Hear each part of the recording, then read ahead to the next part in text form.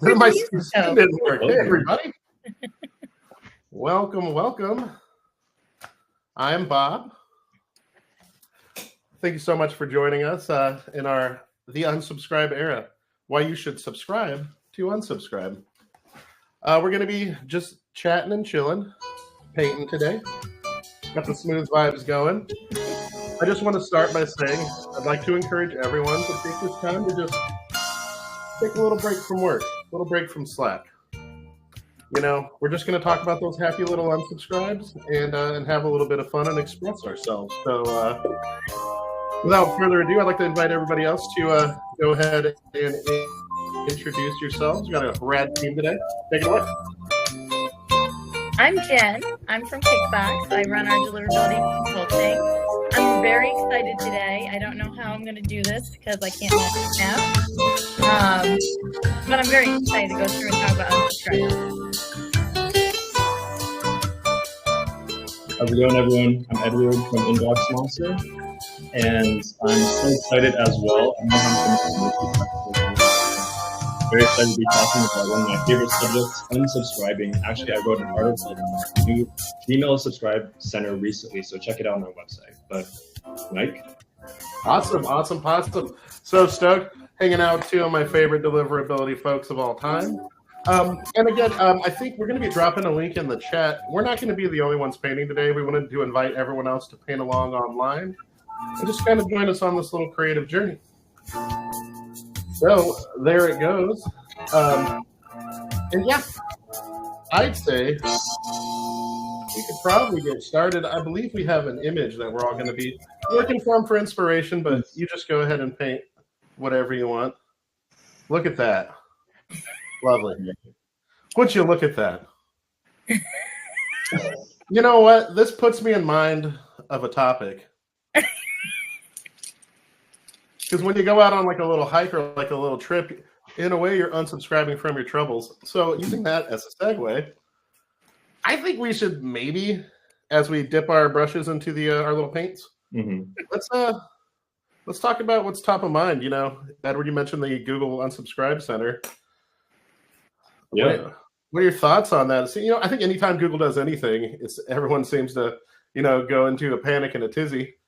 So maybe we can untizify. Yeah, that's a good point. I think, Yahoo was the first one to do the unsubscribe center, which is pretty cool. I haven't seen it in my Yahoo account or my Gmail account yet, but I know it's still kind of like beta and it's just rolling out. But I think it's pretty interesting, you know, an all-in-one spot where you can find every single email newsletter or program that you're subscribed to, and you can easily unsubscribe like bulkily. But you know, and like, isn't that rad though? Just making it's nice that inbox providers have like stepped up and kind of like, you know, they're working with senders more and more as we move into the future and just kind of making stuff like easier for us. Yeah. You know, easier for our senders to make sure they're sending email to the people that want it, you know? I was thinking about that this morning, that there's so many mediums that we use, like the paints on our palettes. Ooh. I see what you did there, Jen. Thank you. I tried. That's as good as I'm going to get today. But, you know, there's a lot of consumption out there. And I think that if they just left it as is, there's so much going on with email, you're never going to be able to consume what you want. So if they can make it easier so that you can come and go and stay engaged and want to continue to use email, I think that's part of it. And making sure, like, I mean, even I look at the emails I get, and there might be some I'm like, oh, I might like it in a year or two, but at that point, I'm just going to go back to it. So it ends up flooding my inbox so much that I can't get to the emails that are relevant to me now. So I love the unsubscribe centers, all about it. Yeah, same as here. Yeah, you know, and Edward, I haven't seen it either. You know, it's like I was looking. I love with the Google slow rollout of features, and I always get jelly when someone's like, "Oh, I've got it. I've got the unsubscribe center," and I'm sitting here, a 10-year free Gmail customer. I've seen nary an unsubscribe center. I'm very excited for it, though. Edward, did we lose you? Oh, can you hear me? Oh, we can't see you. Oh, what? Oh, I can see you. Oh, what's happened? Maybe okay. Well, so the problem is me. That's fine. Fine and dandy. um, I think unsubscribe chats are pretty timely. With Google and Yahoo's changes last year, Microsoft's changes starting here on the 5th, also requiring an unsubscribe link. Not in the same way as Google and Yahoo, but the spirit is there. Seeing everyone come together, and with that comes the mounting compliance pressures, which I think all of us have seen working with senders. I'm sure all of you out there are, kind of feeling it a little bit. And keeping those spam rates low. Jen and I had a webinar about this very thing, and one of the primary ways to do that is making unsubscribe easier and honoring it. Well, it's interesting. Part of recommendations I've given to clients, and I believe you mentioned it too, was, hey, if you're getting a lot of spam complaints or there's questionable reaction to your mail, add an unsubscribe link to the top. And what's nice about what's been rolling out is that kind of does it for you in some way because they have the button at the top. Mm-hmm. Now, like on the mobile on Yahoo, it's at the very bottom, but it's big. You can't miss it if you get to the bottom of the email. But it's just about like giving more opportunity to find your way to remove yourself so that you're not using spam complaints. Because that, I think even the mailbox providers know, it can be a false signal. There's every data point in email is flawed. Even, and you could argue spam complaints, because people do what people do and they click things just to make them go away or just because they misinterpret what it's intended for. So making sure you're forcing more the unsubscribe, I think helps to be a clear signal so that when you do get a spam complaint, ideally, it's more of a powerful signal that something's wrong versus, is it really a spam complaint or just somebody who came in and decided to mark all and hit the button because it's next to the trash? Yeah, that's a great point. Yeah. I recently heard a analogy that like spam complaint versus unsubscribe is kind of like a fender bender versus a total car. And I thought that was really interesting just because, like, of course, ISPs like Gmail, Yahoo, Outlook, when they see people marking your email as spam, they're going to think, yeah, this person, they're clearly sending some spam, so we want to send it to the spam folder. But then, Mike, I think we mentioned this previously in our like own conversation, but like, so unsubscribing is a good thing. It's kind of like a clearing and improving of the quality of your list. So a little bit about me, I enjoy making sourdough. And the thing about sourdough is like, you have to keep taking some parts of it and then improving it and adding more flour and improving the quality of it. And that's kind of like your email list, right? It's always living, it's always growing. So. Ooh, like that. That's a great analogy. I want to go get some sourdough now. Oh, yeah. If only I could find a way to unsubscribe from the group chat with my sisters. It's been going for like 7 years. We got an argument about hot sauce last night, and I had to sit there. Don't treat your recipients in the same way, people.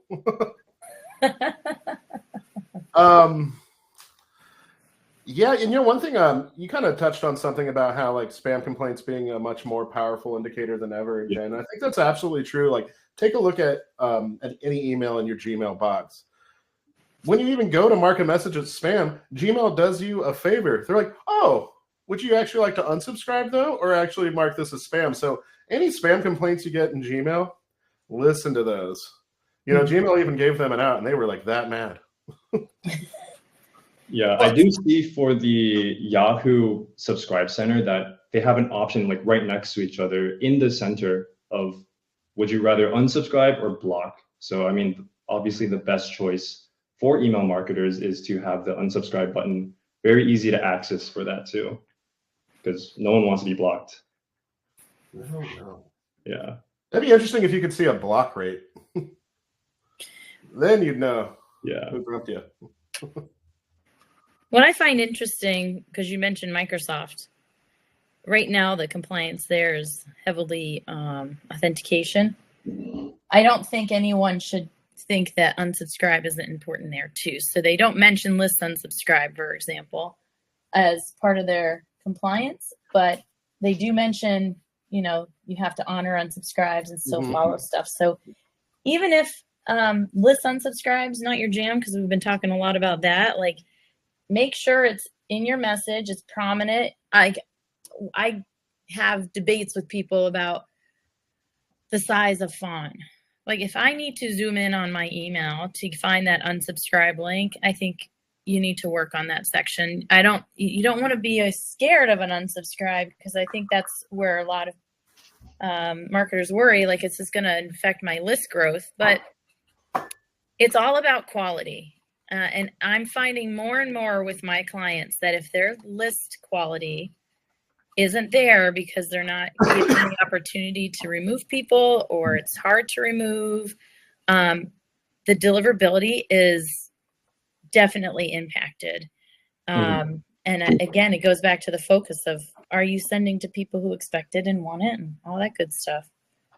That's a great point too. Like, like kind of thinking about as far as like hiding the unsubscribe link or obscuring it or making it like really bitty. Like, it's like you gotta like kind of zooming out. Like, what is the objective in doing that? It's not like someone's like, oh, I can't find the unsubscribe link, I guess I better convert. So, I don't think that's the way that it usually goes. Like step into the shoes of your recipient and like, what are you trying to get them to do? And it's not trap them in an email. Yeah. Which you can't do. But. Especially because email is always changing and developing and updating. Like our mindset should also be updating as email marketers too. Like the unsubscribe is something that is very important. Of course, like if you don't have that, it violates CAN spam policy. But I mean, it just makes things so much easier, and it also helps with your brand protection. And I think that, yeah, Jen, as you talked about previously, like just making it easier for your consumers, anyone who's ever joined your email program or opted in, like just make it really easy for them to jump in, jump out if needed. Maybe sometimes I think about it of like e-commerce brands, and people just want to sign up for that 15% coupon. So it could just be like a temporary, right? So we don't need some of those long-term clients. Yeah. That's you see that strategy too. It's like you're on an e-commerce store and they're like, oh, sign up and get the code. I almost think like you should asterisk the people who sign up via that method, because you incentivize the sign up, but I don't think that the person who did that's like, I'm going to get that, and then I'm also going to allow 2 years of unfiltered marketing email. So I'd say even treat those with a little bit more care as well. But that's a different webinar. And like I kind of want to bring it back to what you said, Edward, about like a fender bender versus a car accident, and like characterizing an unsubscribe as like a car crash, because a fender bender is still a car crash, and we don't really want to see things in that way. Maybe let's talk about like what are the super positive things about unsubscribes. Let's start now and kind of see if we can like plant the seed of maybe taking unsubscribes from those negative metrics. People like, oh yeah, what's your bounce, spam, and unsubscribe rate? Let's take unsubscribes. Let's get them out of that game. Let's put them up with the opens and the clicks and the conversions, because that is a positive thing. It showed that you cared about your recipient, and they just told you that they didn't want the email. I think it's all about how you define it, because I think a client would look at that and say, well, it's a drop in my list size. But I like them because, again, Google doesn't provide the spam reports, spam complaints, but unsubscribes are a great way to focus in on your program to figure out what's working and what's not working, what groups are responding positively versus not, or how that relates to what you're marketing to them and stuff. So I think it's a great data point to help you optimize your program. Instead of just worrying about the drop in numbers, think about, well, what is this telling me and how I can improve? And then you can put that in combination with everything else. Or it can be like, hey, maybe we have a vulnerability on this site, or maybe our sign up isn't great.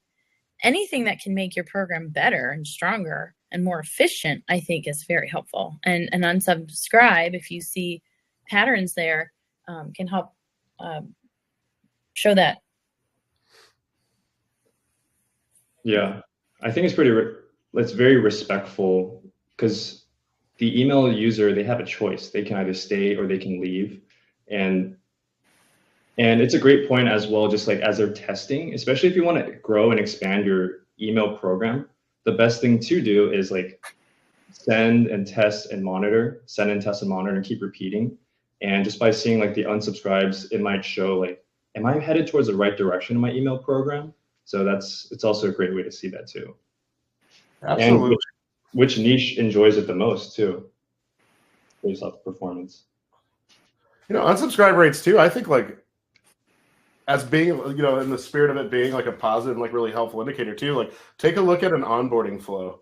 You know, I've seen some onboarding flows. It's like, are they ever getting off board? They're going to be onboarding until the end of time. You know, like for example, let's say you had an onboarding flow and it had perhaps 8 emails in it. If you're starting to notice like an uptick in unsubscribes at email 6, it's like, oh, they may be tired of this. Yeah. Like I might have lost someone who could have, you know, had some more marketing content down the line, but they've unsubscribed. So, yeah, pay attention to like in those more granular drip campaigns to how people are unsubscribing at various points in those campaigns as well. And to that point, I think thinking about, we're talking about unsubscribes, but I think it pairs so nicely with subscription. Mm-hmm. And what are your expectations that you're setting while you're subscribing? And are you setting the right ones that will make things lasting? Or are you doing a very small carrot just to get them on your list, but nothing to keep them on your list? And for some, that might be fine based on what their goals are. So I think you have to also pair that with what are your goals? I think we heard a client before that were like, well, we just know, like, we know we're going to get good emails or bad emails, but it doesn't matter because this is the goal we're going for. Mm-hmm. But again, if you're looking for a lasting program, what goes into your email collection and onboarding, I think heavily plays into that. What's going to happen when they offboard and when. I mean, yeah, like everything does kind of come back to that life cycle too, the relationship of the subscriber. And, you know, the question that we all ask anytime somebody's got a list health issue or a specific recipient issue, how did the relationship start? How was the relationship managed and how did it end? And, you know, we're talking about the ending right now, but the beginning informs the ending in a lot of cases for sure.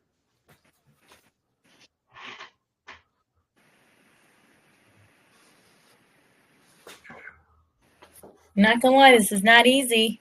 I don't know how Bob did it. Yeah, he wasn't talking about unsubscribe. That's true. He was, yeah, unsubscribes are a more high frequency topic. He was actually talking about trees. Like I would talk about this little T-Rex that I have down here. Whoa. Creativity. Well, it pairs nicely with my crescendo, you know.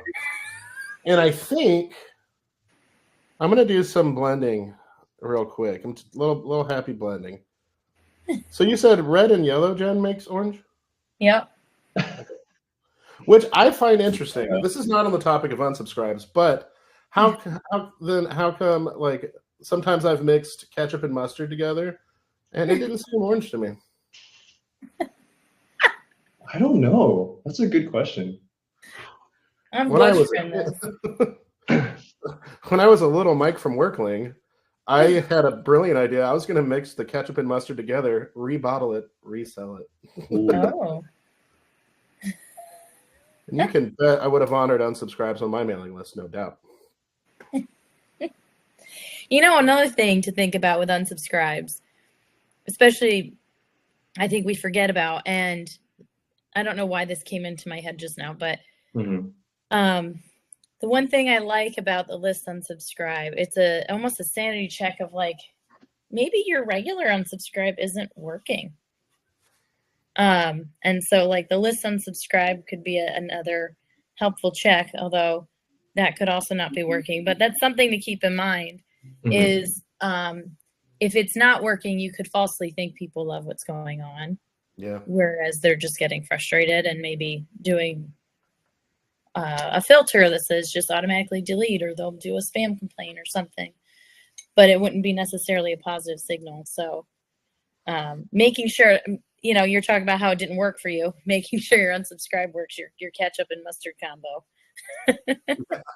You know, like that's the thing too. Like that is the number. Anytime I've ever seen a sender who's other like a high volume sender doing great, long sending history, just has everything dialed in, and then we run into a massive spike in spam complaints. There are so many times I've like the first place I'll check is I'll check the audience and just to ensure that like perhaps it like sometimes segments can be put in the logic can be backwards like or like send to I want to send to anyone who hasn't never opened an email and then or more often what I see is a broken unsubscribe link causing those spam complaint rates to skyrocket, especially if it's been broken over time. So to that point, testing because your happy little deliverability mountain could turn into a volcano real quick. Oh.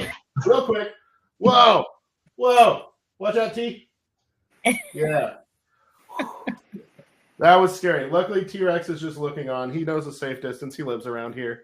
It's fine. Yeah. But I'm just saying, this isn't negative. This is nature, and this could happen. So you got to stay on top of things. Is this a volcano too? I don't know. Could be. There's no way of knowing. I don't think the USGS was around because this is millions of years ago.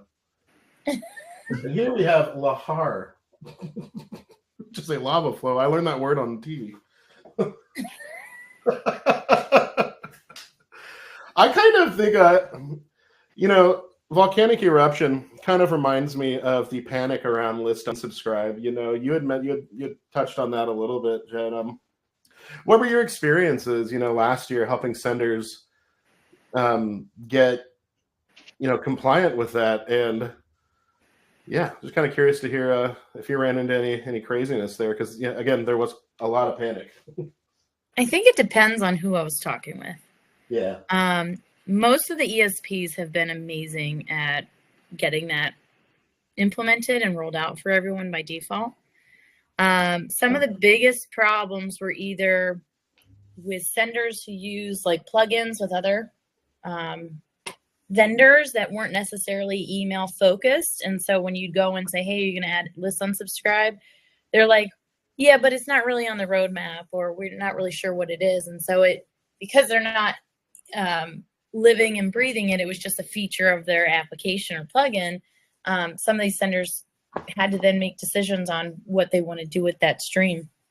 So that was some of the problem, but then also trying to understand when you went to, like, for example, the Google compliance page, is understanding like when you were compliant and when you weren't, and how that applied to, transactional versus marketing. And do I put list unsub on transactional? And so many questions around that. And yeah, that was a big one for sure. Yeah. The transactional.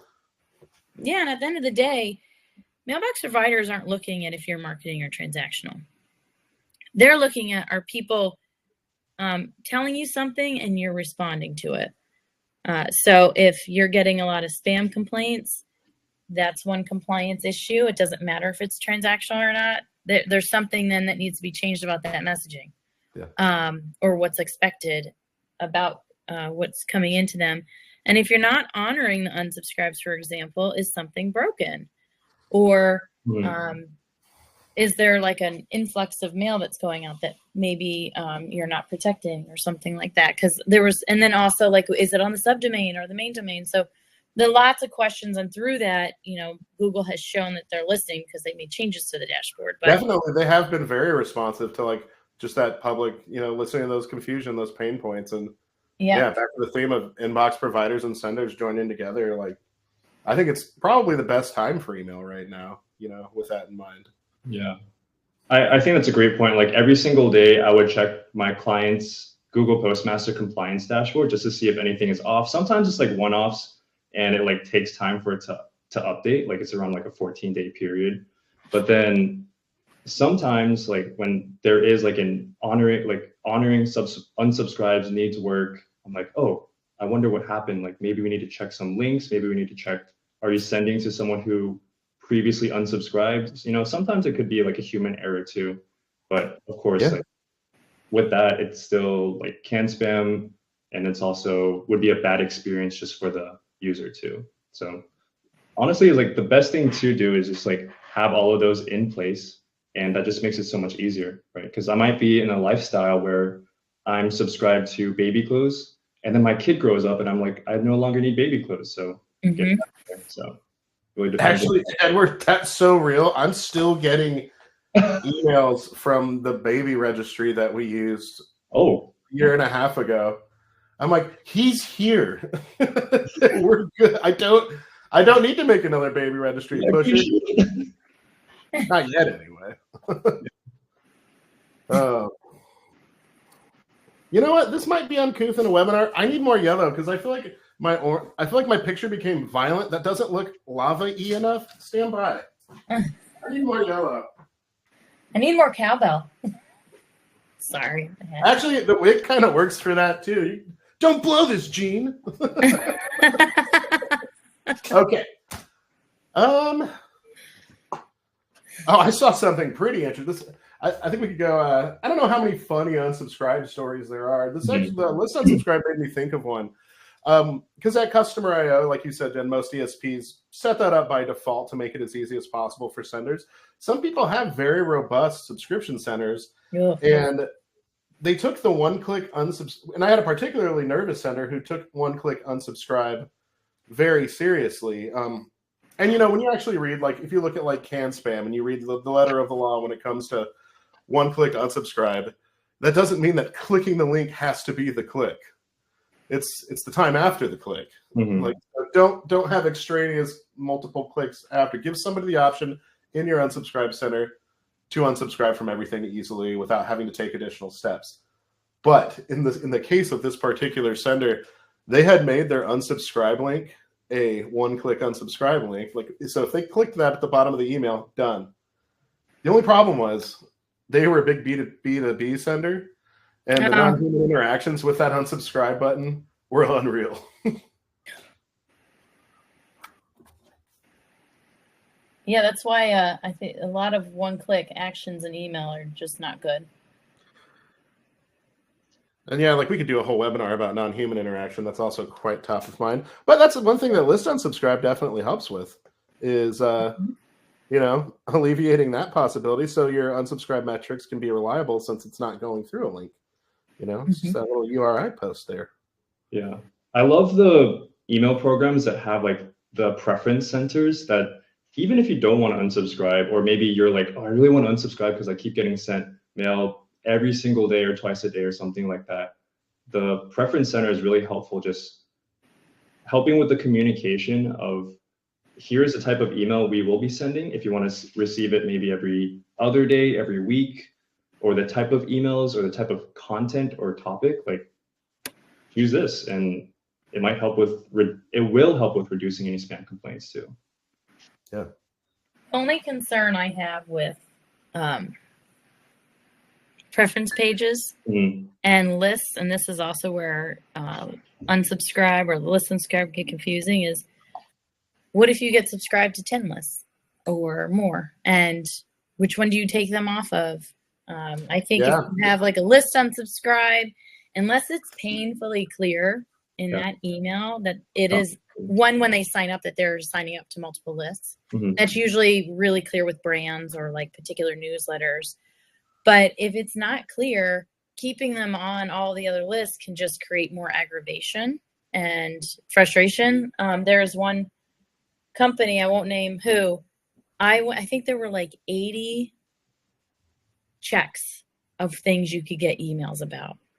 It took me forever to unsubscribe because I wanted like a couple, but not all of them. And so in that case, like there was too much choice and too many options.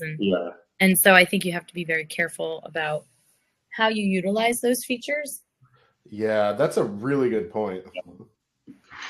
Just like, having that granularity is great, you know, but from a recipient, I think like just get into the mindset of your recipient. Like that is so many different types of emails. So when you're on, so we actually had to make this decision, you know, a while ago, you know, and kind of thinking about default behavior and what happens. And conversations happened around if somebody does the list unsubscribe or if somebody unsubscribes from a marketing message, what does that actually mean? I think that erring on the side of if somebody unsubscribes from a bulk marketing message, I think it's pretty safe to assume, yeah, they probably don't want marketing messages of that type. Maybe they don't want, maybe they want the more personalized, more relevant messages. I think that would be safe to leave them subscribed to. But yeah, giving them, which I think that's why subscription centers are great. But yeah, try to broaden those categories as much as possible. It's a really good point. I was kind of thinking too, if y'all are down, looks like we've got some questions, you know. I think it might be fun to maybe field a few of those.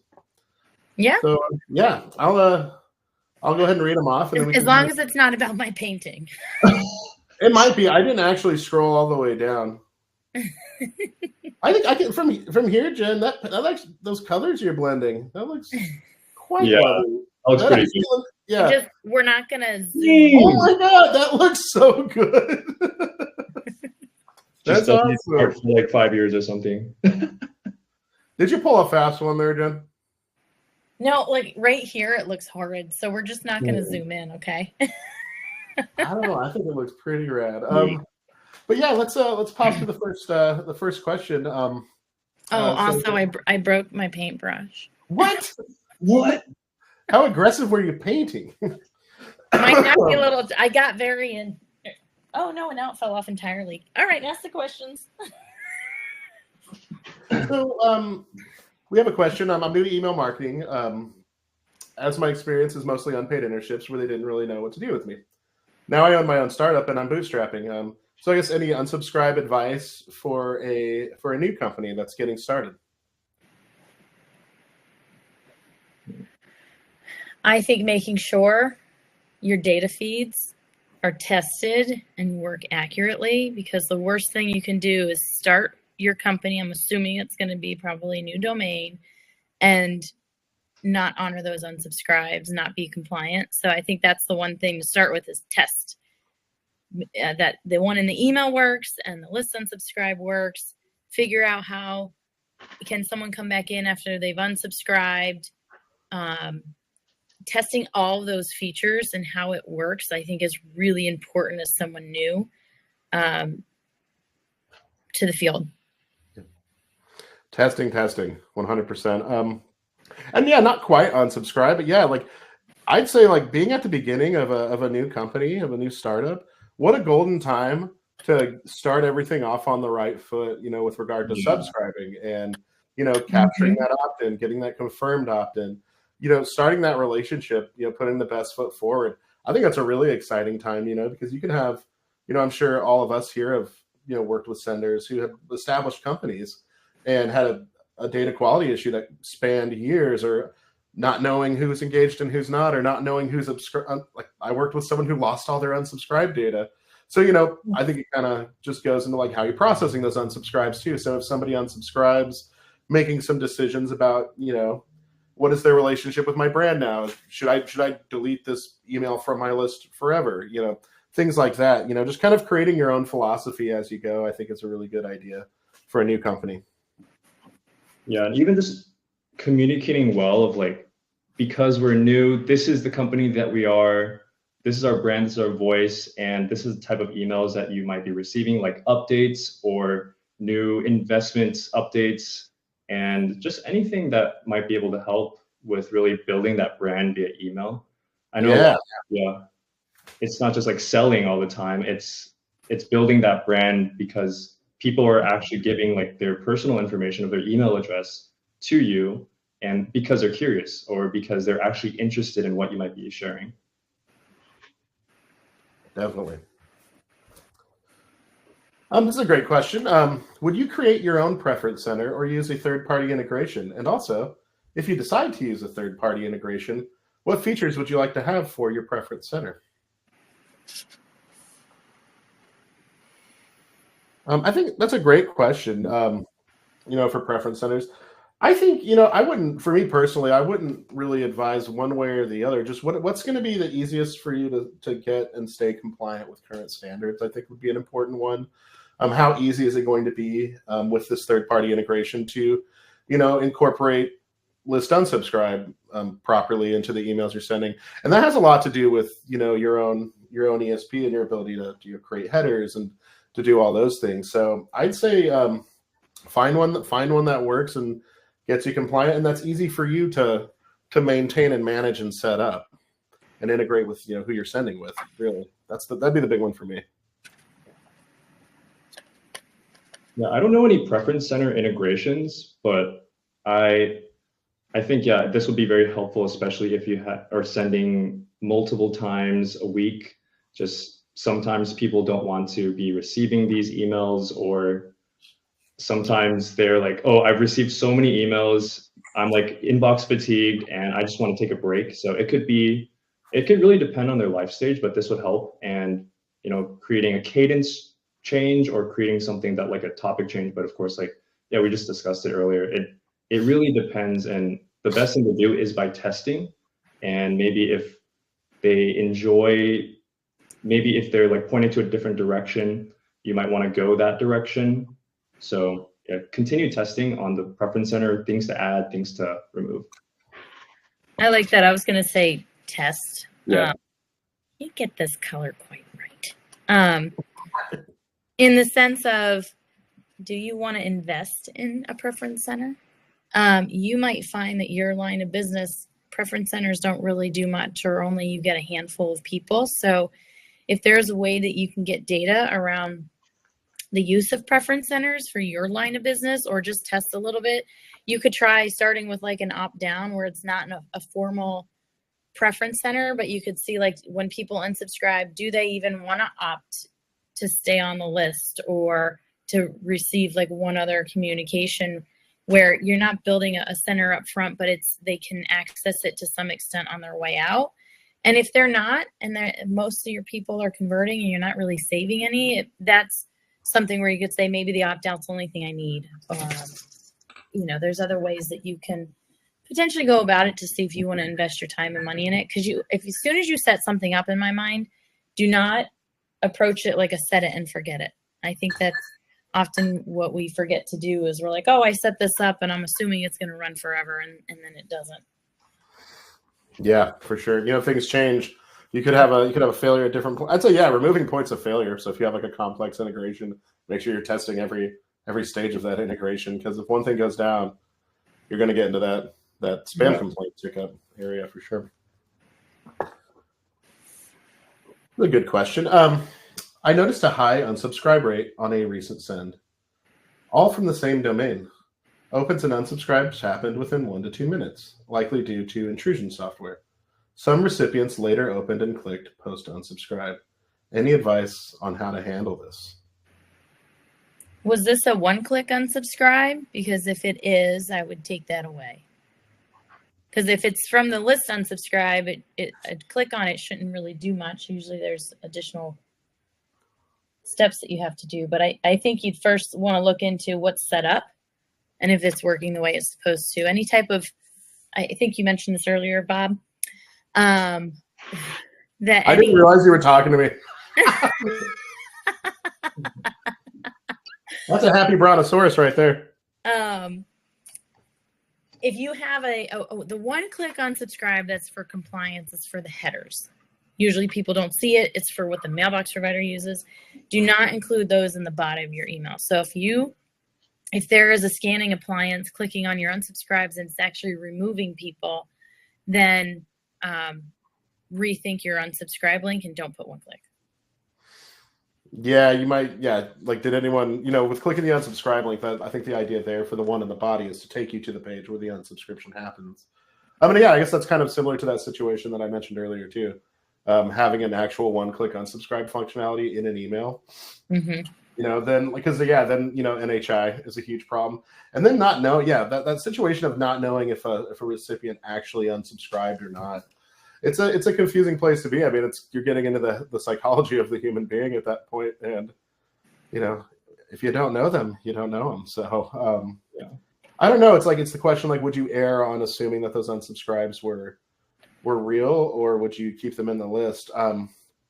It's really hard. I don't know if I'd even have advice one way or the other there, because it's really knowing your recipients and maybe take a look at that recipient's history, or but it's the danger of keeping somebody subscribed if they did genuinely unsubscribe it's all about that risk balancing. Yeah, full transparency. I'm not sure what I would do with those subscribers personally, depending on how many there were. But Well, if they've unsubscribed, you have to honor it. yeah, like whether or not it was a NHI or not, it's Right. pretty hard to know. Yeah. Unfortunately. A rad question, I think. Kind of, what is an unsubscribe center? That's a good question.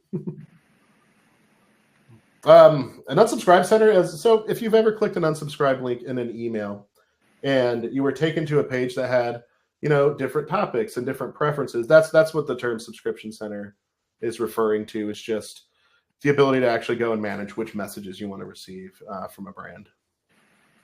Yeah, I think there's Yahoo hosts. I don't know if they allow you to subscribe, but like what Yahoo and Google are going to be hosting are unsubscribe centers where you go there and you say, take me off the list. Companies often have like subscription centers where you can also subscribe as well. Ooh, I think I missed the nuance of the question. I don't know. Maybe I miss. No, I think you're right. No, it says what even is an unsubscribe center? So actually, that question seems simple, but now it's like, oh, I think I need to tie my hair back a little bit. I like already naturally was just like kind of wisping it. Yeah, I think it's just a place where it's the easiest for you to opt out of a program. It's like a central area within your email program. It could be a website, just from a click from your unsubscribe button, or the one click that has all the information needed. It could be like a goodbye message, and yeah, it's just an area where you're able to easily opt out of that program if needed. I feel like a mega huge dork right now because there was a mechanism of putting the question on the screen instead of just reading it. But hey, we're painting. Everyone wants to see what's going on. I think it's fine. It's fine. I think this is a cool question. Do you think free trials should have a similar feature to make them easier to cancel? Yes. Yes. 100%. I think there's laws potentially going out there too that anything you sign up for, you have to make it just as easy to sign out of. But yes. Let's see here. I think that something that I can add, and I just need to double check again, but the Google Unsubscribe Center is starting to give like notifications and alerts and reminders. This is just something I heard, but just in case like a subscription might be expiring soon, so that you can easily filter out by like different time ranges, by quarters, by whatever. That it's just like an extra set of eyes. Because like sometimes when I'm like, did I pay for Amazon? And it's like the expiration date already went by. I've already paid for another year then. But then I think this would just, yeah, I know, right? But yeah, the Google Unsubscribe Center would just be like an additional set of protection, just like helping clients and customers like, oh, this is my subscription for AG1. I want to cancel it, and it let me know. So I think that's very helpful. Like AI has been helping us with that. Yeah, awesome. Yeah, I'd be kind of curious to see how. I know there's centers out there that aren't using unsubscribe links at all, and this kind of got me to thinking about that was the big question, kind of going all the way back to the Google Yahoo requirements. What's the difference between a transactional message? Like how will they know if it's a transactional message? And I think the topic of should unsubscribe links be on transactional messages, I've seen that come up a little bit, and it's an interesting one because, excuse me, even at first to me, I was like, well, of course not. But then you think about, certain scenarios, you could have an alerts app, that, sends alerts about whatever, weather systems, things like that. You could have, community updates. That could be a transactional message if you're notifying someone of a message. And I've seen situations where those didn't have unsubscribe links because they were transactional, but I've received transactional messages that I definitely don't want anymore. I'm kind of curious about the gang's thoughts. Yes, they should. I think. Yeah. I think even Google compliance is like noting that, hey, your transactional domain doesn't have like a one-click, or it might not be honoring unsubscribe. So like ISPs might be blinded to this is a marketing versus this is a transactional. So regardless, I think it would be best just like as a little safeguard too. Yeah, because they don't know if it's Yeah, they don't transactional know. or not. That's not their job. Their job is just to say, hey, are people telling me that this mail is wanted or not? Exactly. So you could have an unsubscribe come in, and depending on what it is and what you're legally required to do, you don't have to necessarily honor it for transactional, but honor it for the marketing. If you're getting that many unsubscribes on your transactional, really look at it and say, is this truly transactional? And if it really is supposed to be, is it designed to be that way, or does it still come off as marketing? I did have a client a long time ago. Inevitably, they get spam complaints on their bills, on the billing notification. So like you could get some arguing like when you receive a spam complaint, you remove them and unsubscribe them. But in cases like that, they still had to send their billing notifications. But it was an indication of like, is this person interested in other mail? Was this an accident? If unsubscribes come in, it could be the same thing, that maybe they just don't want to, they just heard from you in marketing and they just don't want to hear from it anymore. And then how vital is it that they get it? Is it a relationship that you're considering transactional, or is it like purely like, this is very important. If they don't get this, it'd be problematic. I think you made that point, Jen, too, when we were chatting last week about like if somebody unsubscribes from a transactional message, maybe just go ahead and remove them from your marketing list. Because that might have just been the email they unsubscribed from, but they might just be mad about your daily digest or whatever. So that's one way of managing that too.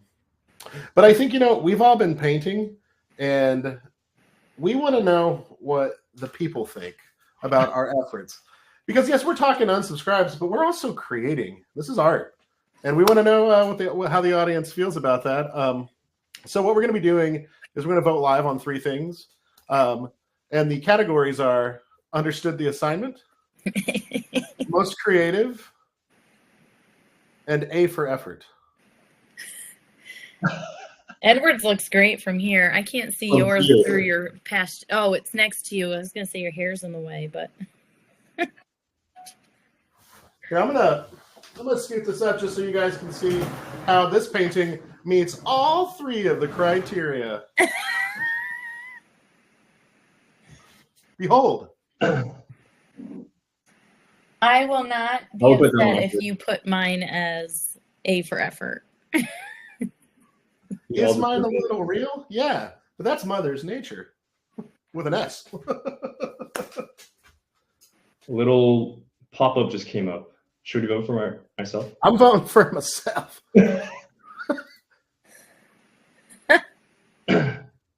And I don't want to disappoint the audience while we're going through and voting here. I'm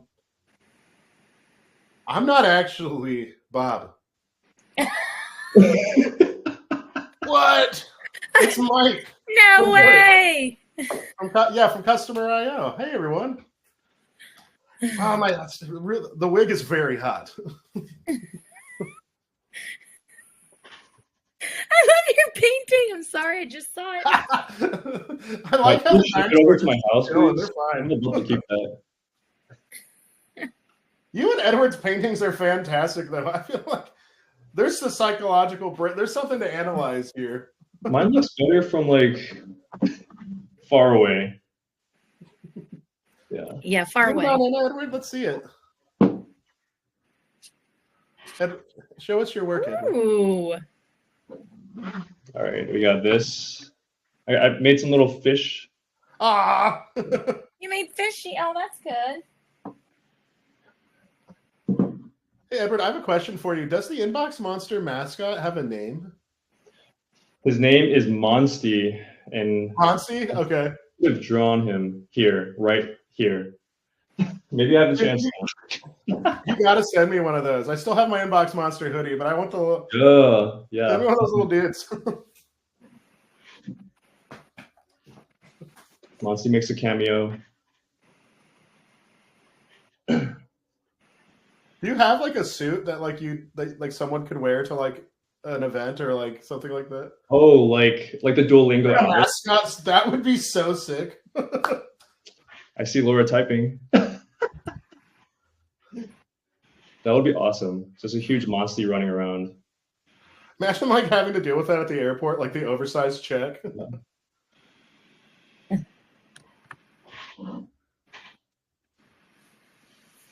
Ooh, let's check out Jen's painting. Jen, that looks That amazing. looks so good. Just you're not allowed to zoom in because it looks okay on the computer screen. It's not like you're saying in real life it doesn't look as good? No. It looks great.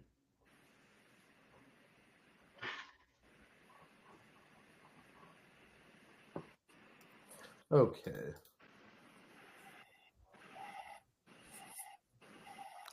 Well, thank you all so much for coming to Adding Color to Unsubscribe. I hope you enjoyed this as much as I did, just watching all these amazing artists and panelists talk about Unsubscribe, and hopefully you have a new way to look at things. We will see you guys on the next one. Have a great rest of your day. Thanks, everyone.